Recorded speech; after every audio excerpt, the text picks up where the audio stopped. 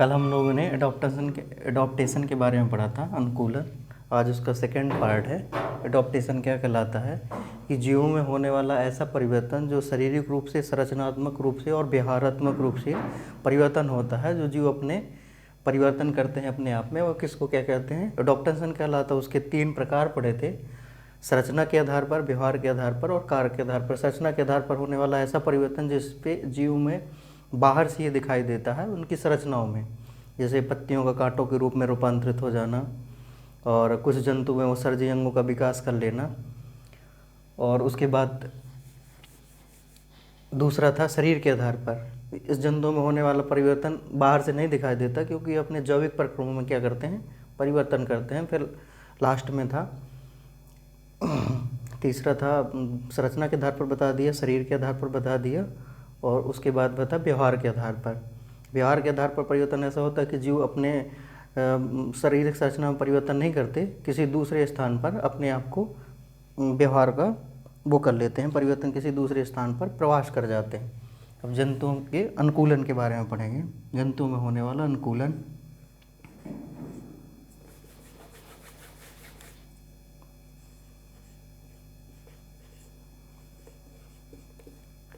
जंतु में अनुकूलन कैसे होता।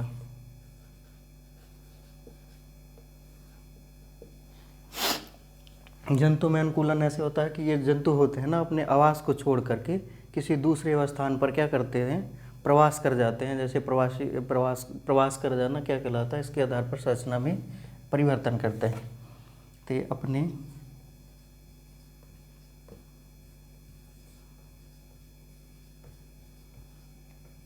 अपने आवास यानी हैबिट, अपने आवास वातावरण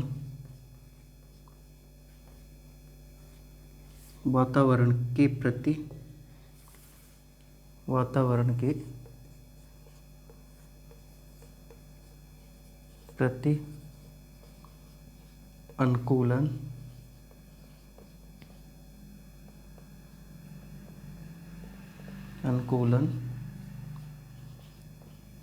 दर्शाने हेतु जंतुओं में निम्नलिखित क्रियाएं होती हैं।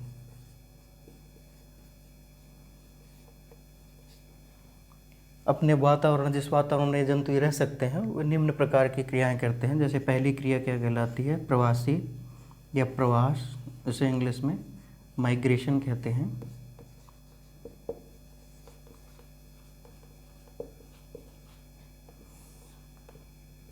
माइग्रेशन में जंतु क्या कहते हैं, जो इनका स्थायी मूल निवास होता है उसको छोड़ करके किसी दूसरे स्थान पर प्रवास कर जाना क्या कहलाता है, माइग्रेशन कहलाता है। जैसे साइबेरियन केरन का दूर जाना, जब ये परिस्थितियां रहने के लिए क्या हो जाती हैं, अनुकूल हो जाती हैं, तो अपने आवास में पुनः वापस लौट आ गई। इसमें जंतु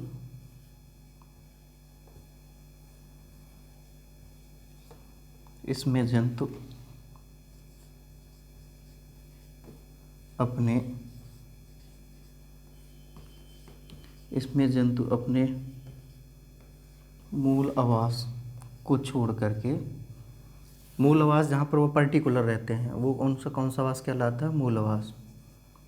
मूल आवास को छोड़कर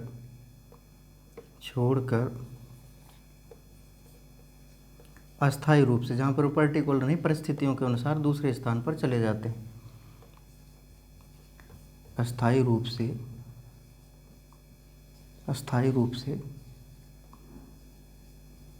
इसमें जंतु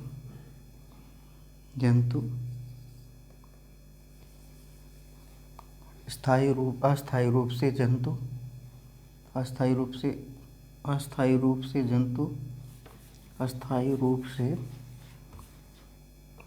से जंतु किसी अन्य स्थान पर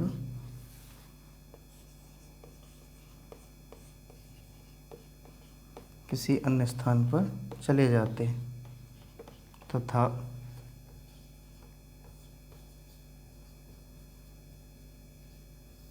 मूल आवास में परिस्थितियाँ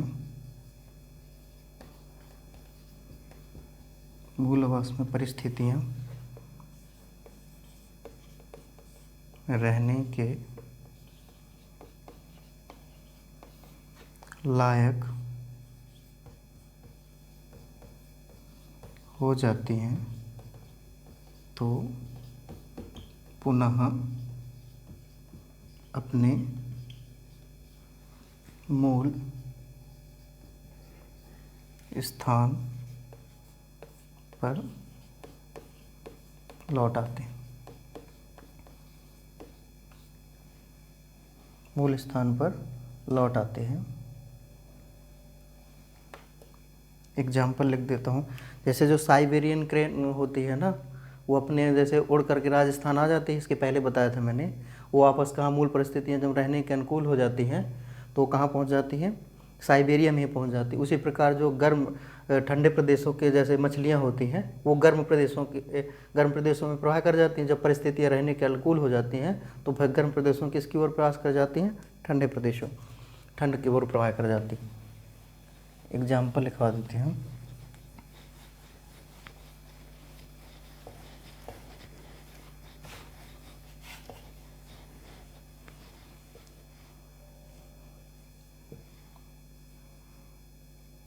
जैसे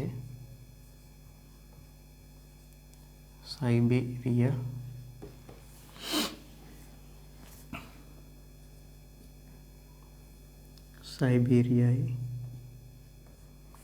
क्रेन का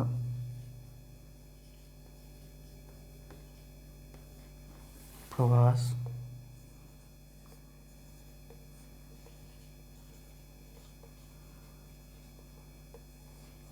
कुछ मछलियों का ठंड प्रदेश से गर्म क्षेत्रों की ओर प्रवास करना।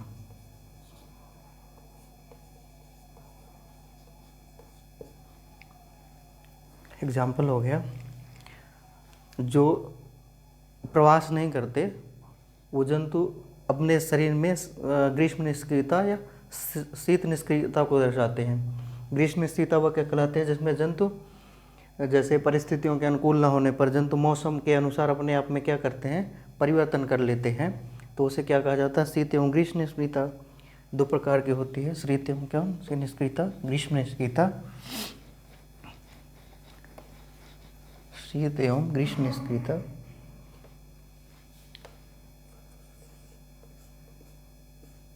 शीत निष्क्रियता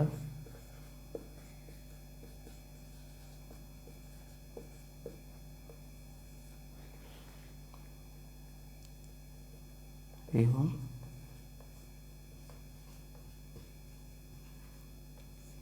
ग्रीष्म निष्क्रियता।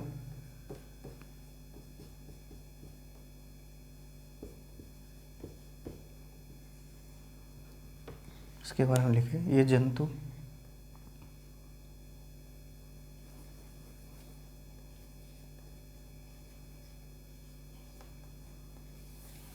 जंतु प्रवास न जो जंतु प्रवास न कर सकें, यदि ये जंतु प्रवास न कर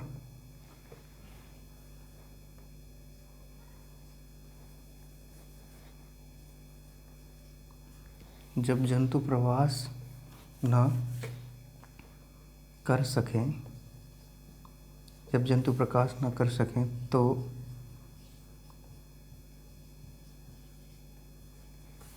मौसम विशेष में ये जंतु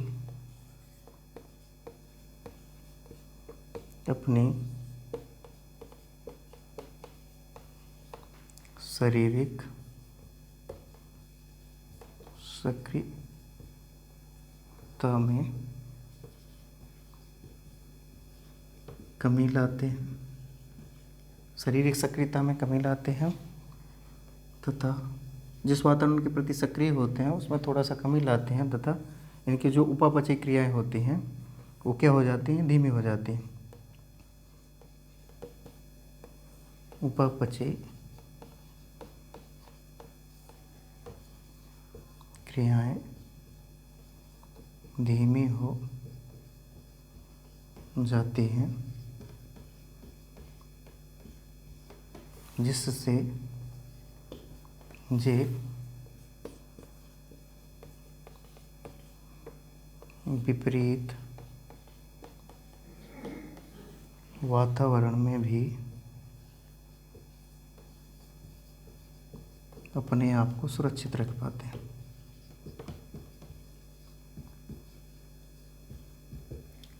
सुरक्षित रख पाते हैं। जो जंतु क्या नहीं कर पाते, प्रवास नहीं कर पाते, तो मौसम विशेष परिस्थिति में शारीरिक सक्रियता में क्या लाते हैं, कमी लाते हैं। जिस वातावरण के प्रति वो सक्रिय होते हैं उसमें धीरे धीरे अपने आप को एडजस्ट करने का कर देते हैं, कम कर देते हैं। जैसे इनकी उपापचय क्रियाएं होती हैं ना, मेटाबॉलिज्म करने की, तो उनमें क्या करते हैं, इसमें क्या कराते हैं, ये क्रिया क्या हो जाती है, नमी हो जाती है, जिससे वो अपने वातावरण को अपने आप को क्या कर सकते हैं, सुरक्षित रख पाते हैं। फिर आगे करते हैं। शीत तथा ग्रीष्म निष्क्रियता दो प्रकार की हो जाएगी। इसमें जो शीत ऋतु में होने वाले जंतु होते हैं वो शीत निष्क्रियता दर्शाते हैं, और ग्रीष्म ऋतु में होने वाले जो जंतु होते हैं वो क्या कहलाते हैं, ग्रीष्म निष्क्रियता कहलाते हैं। कुछ जंतु गर्म रुधिर वाले भी प्राणी क्या कहलाते हैं, शीत निष्क्रियता दर्शाते हैं। शीत निष्क्रियता अधिकतर ठंड रुधिर वाले प्राणियों में पाई जाती है, लेकिन कुछ ऐसे जंतु भी होते हैं जो गर्म रुधिर वाले प्राणियों में पाए जाते हैं, जैसे छिपकली वो हो गया, दो क्या बोलते हैं, गिलहरी हो गई, तो वो ग्रीष्म रुधिर का प्राणी होता है, लेकिन वो क्या कहलाता है, शीत निष्क्रियता दर्शाती है। शीत निष्क्रियता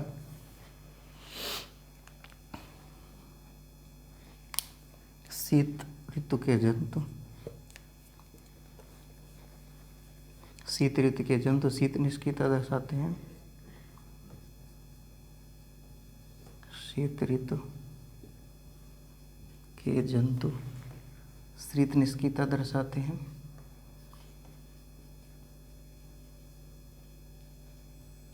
शीत निष्क्रियता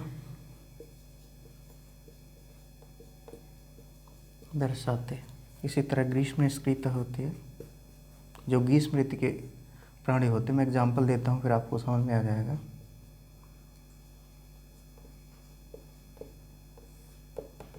ग्रीष्म ऋतु के जंतु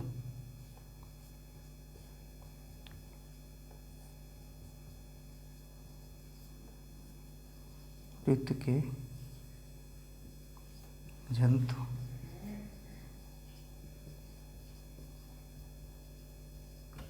ग्रीष्म निष्क्रियता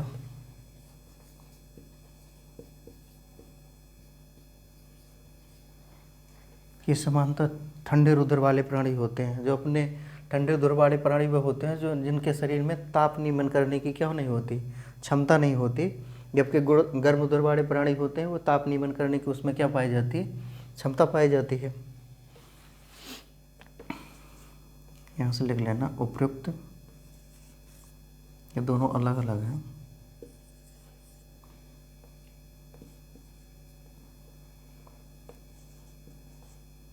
उपयुक्त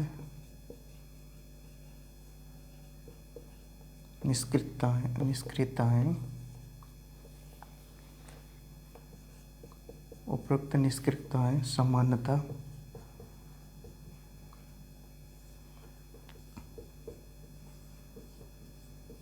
ठंडे रुधिर वाले प्राणियों में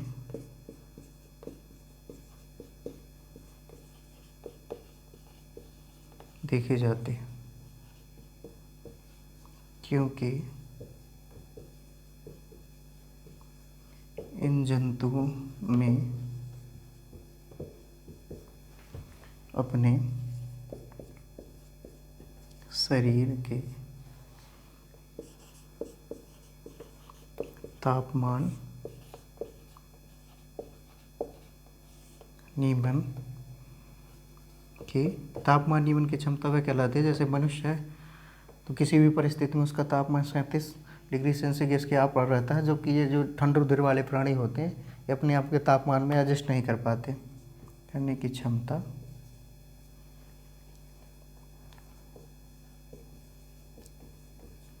नहीं पाई जाती है। इसके विपरीत, अगला एग्जाम्पल, इसके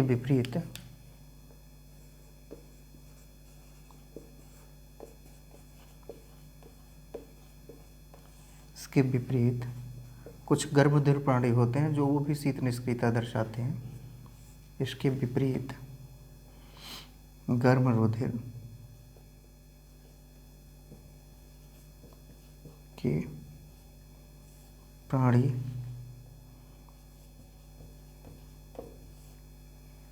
गर्भवती के प्राणी अपने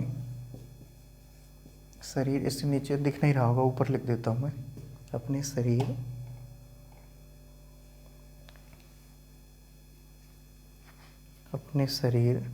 लिख देता हूँ, अपने शरीर के तापमान को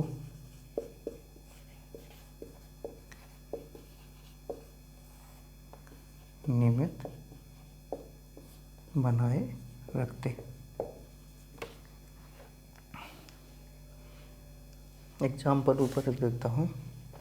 हालांकि कुछ ऐसे जंतु भी होते हैं, जैसे मैंने बताया कि जैसे धुआं पेड़, भालू हो गया, गिरहरी हो गया, ये गर्म रुधिर के प्राणी होते हैं, लेकिन ये क्या दर्शाते हैं, शीत निष्क्रियता दर्शाते हैं। जैसे मेढक हो गया, मेढक हो गया, और क्या कहलाता है, छिपकली हो गए, फुसफुस मछली हो गए, कुछ कशेरुकी जंतु भी होते हैं, कुछ अकशेरुकी जंतु भी होते हैं। जैसे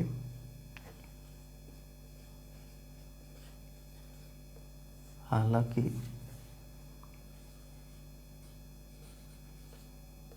भालू एवं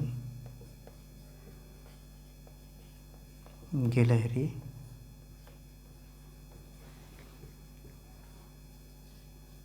गर्म रुधिर वाले प्राणी होते हैं,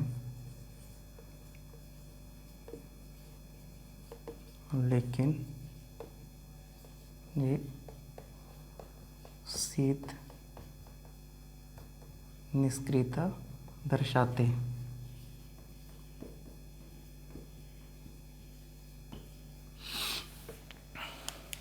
कुछ अकशेरुकी जीव होते हैं, अकशेरुकी जीव,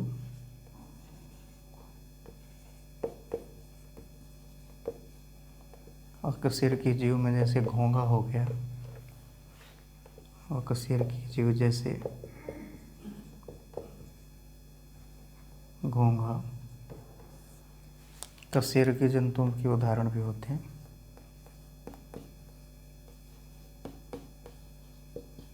कशेरुकी जीव जैसे मेढक, ये कशेरुकी होते हैं, मेढक, छिपकली, सांप, फुसफुस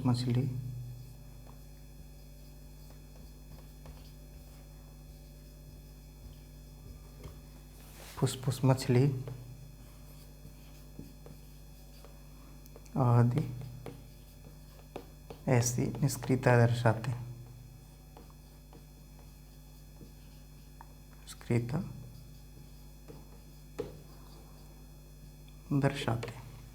ये जंतु होते हैं। उसके बाद आगे देखते हैं, छद्म आवरण आएगा।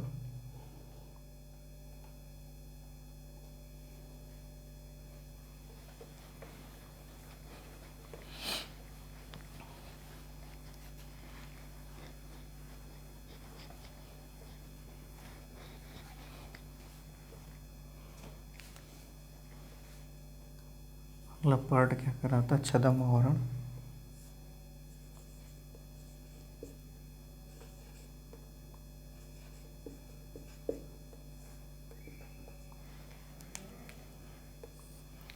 इसमें जो जंतु होते हैं ना, वो दूसरे प्रभक्षण से बचने के लिए अपने शारीरिक संरचना में क्या करते हैं, परिवर्तन लाते हैं। जिस परिस्थिति में वो जिस वातावरण में रहते हैं उसी के अनुसार ढल जाना क्या कहलाता है, छद्मावरण कहलाता है, छद्मावरण कहलाता है। कुछ जंतु अपने परभक्षी जो इनका भक्षण कर सकते हैं उसे क्या कहा जाता है, परभक्षी। परभक्षी से बचने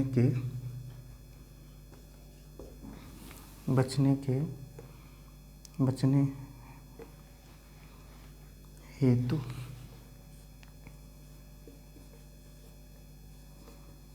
अपनी शारीरिक बनावट, शारीरिक रंग व बनावट इस प्रकार, शारीरिक रंग या बनावट इस प्रकार कर लेते हैं कि इनको पहचानना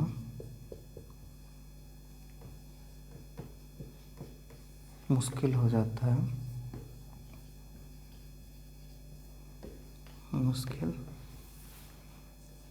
इनको पहचानना मुश्किल हो जाता है।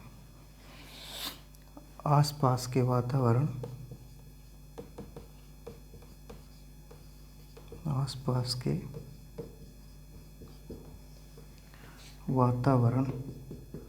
रंग व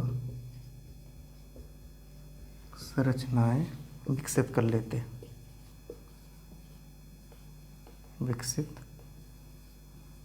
लेते हैं, जैसे गिलहरी हो गया, टिड्डे हो गए। एग्जाम्पल यहीं लिख देते हैं, जैसे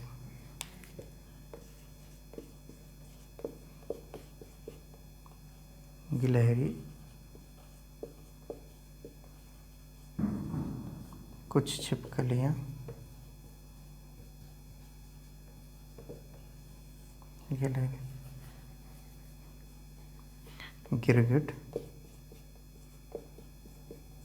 गिरगिट होती है, गिरगिट, कुछ छिपकलियाँ, टिड्डे द्वारा छद्म आवरण ग्रहण करते हैं। जैसे जो गिरगिट होती है ना, जिस पेड़ में या कहीं भी रहती है तो उसके अनुसार वो अपने रंग को बदल लेती है। इसी प्रकार छिपकली होती है, जैसे घास कहीं ऊपर उगती है, ब्राउन घास होती है, तो अपने आप को उसी परिस्थिति के प्रति क्या कर लेती है, अनुकूलित। उसी तरह क्या कहलाता है, टिड्डे भी होते हैं, जैसे घासरी होती है तो अपने आप को परिस्थितियों के अनुसार अपने कलर में क्या कर लेते हैं, परिवर्तन कर लेते हैं। एक और बच्चा है जिसे क्या कहा जाता है, अनुहरण। अनुहरण कहलाता है, जिसे मिमिक्री कहते हैं, किसी की नकल करना। अनुहरण में क्या कहलाते हैं, उसी प्रजाति के जंतु, जो प्रजाति के जंतु होते हैं अपनी ही प्रजाति के जंतुओं के समान क्या कर लेते हैं, अपने आप में परिवर्तन कर लेते हैं, जिसे क्या कहा जाता है, अनुहरण कहा जाता है। जैसे उनका परभक्षण नहीं होता, जैसे अनुहरण से क्या कहा जाता है, मिमिक्री।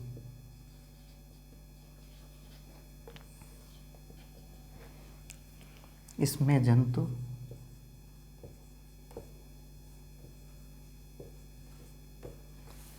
जंतु जो अनुहारक होता है,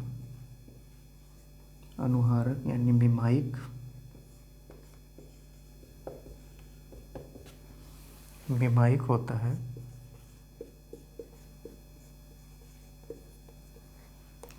होता है, वह अपनी ही प्रजाति के मतलब जिस प्रजाति का है उसी ही प्रजाति का, जैसे छिपकली है तो छिपकली अपनी ही प्रजाति के अन्न प्रतिरूप, जिसे मॉडल कहते हैं, उसी के समान हो जाना प्रतिरूपण की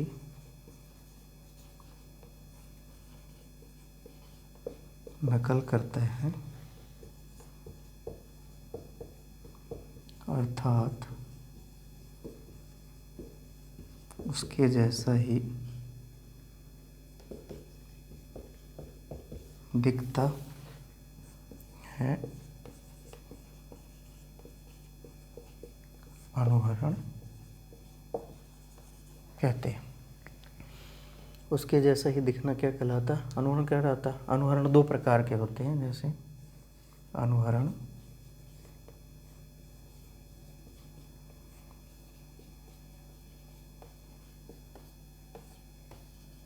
दो प्रकार के होते हैं, एक बेटेसियन और दूसरा मुलेरियन। बेटेसियन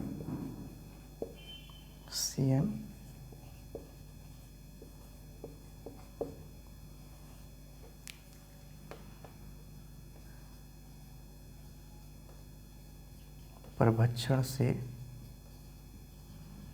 बचने हेतु तितलियां करती हैं। परभक्षण से बचने हेतु तितलियां जिस रंग के पेड़ या पौधे में बधे उसी के रंग का ढाल लेना। ये तितलियां होती हैं जिस पौधे या वृक्ष पर होती हैं या होते हैं, उसी के रूप में क्या करना, अपने आप को ढाल कर लेना। वो कौन सा अनुहरण कहलाता है? बेटेसियन। एक होता है मुलेरियन।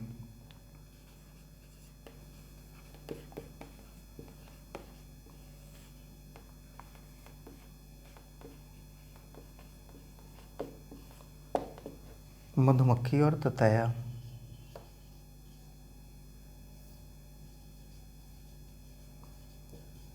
मधुमक्खी ये छत्ते में परिवर्तन कर देता अपने आप में, पता ही नहीं चलता कि मधुमक्खी का छत्ता है या किसका छत्ता। ततैया का हो तो उस अनुहरण को क्या कहा जाता है? मुलेरियन अनुहरण कहलाता है। आज इतना ही करते हैं। Thank you very much. Video को लाइक, शेयर एंड सब्सक्राइब जरूर करें।